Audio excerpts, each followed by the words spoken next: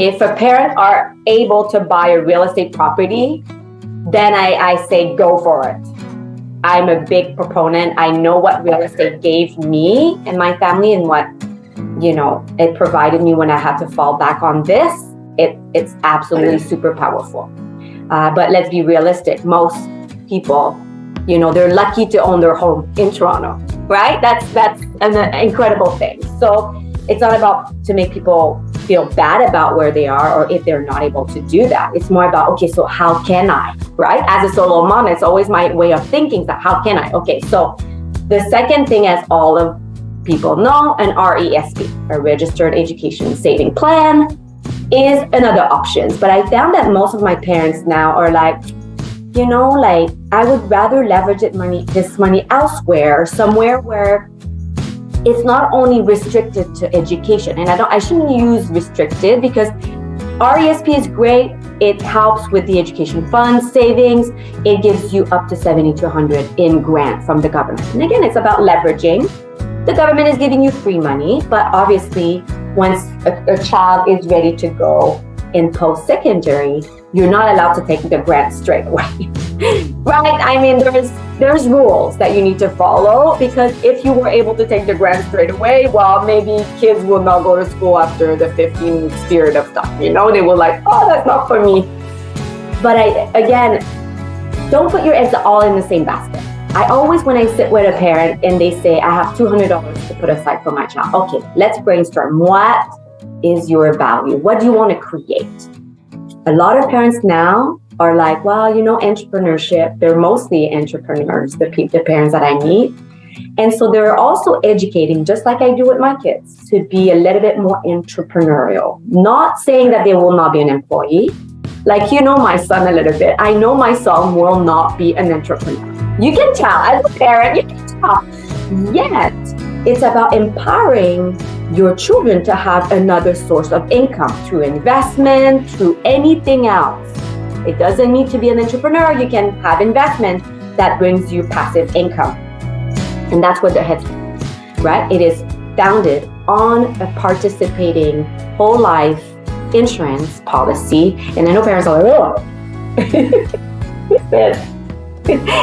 And so they're like, no, but I don't want to put a life insurance on to my child's life. And I was like, no, this is just a vehicle like you use the peer. It's a vehicle where you're tapped into the insurance company's profit. They pay you back in form of dividend on an annual basis. You get a statement, you get excited, not only because the way that I set up the plan increases the coverage. So you're taking care of the estate planning for your children. I get excited about that. Not most parents are like, well, they can work for it. But it's an added value, right? And then you see the compounding effect. Because you have more coverage, the next year you have more dividends, and so on and so forth. So it takes time though. It is not a quick, rich scam. I always say that if your goal is short-term, invest in stocks. Open an account, put $50, $75, $100, $200 in a stock account, let it ride. Again, I'm very conservative. Invest in like a real estate investment trust funds or S&P 500. Very conservative. Yet it will give you between 7 and 13% return. You set it and you forget it. You invest and you don't. I'm not a trader. I'm not a trader. Okay. Again, very conservative with my money. Yet these investment will give you enough return to make it profitable down the road. Again, as long as you have a long-term vision. That's where any plan, any financial plan, if you have a long-term vision, when you have time, of course, right? But our kids, and that's very powerful, the powerful of time. That's why I get very excited when I see a parent making this step, because I'm like, thank God I have my grandma. She did indirectly show me that. I know we've talked about that, right? But I didn't realize how powerful it is. Yeah. And so if I may convey a message out there to parents who thinks that they don't have enough, I'm with them. It's a challenge. I'm a solo income in Toronto as well. I get that.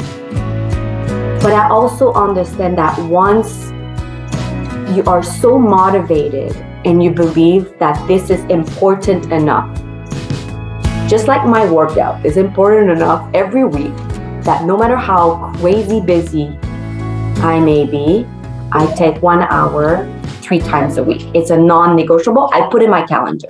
So as a parent, if this is important enough, you will find a way to bring another source of income to make this happen, or you will cut the on-the-line spending on things that are not necessarily useful in what your life creation will become,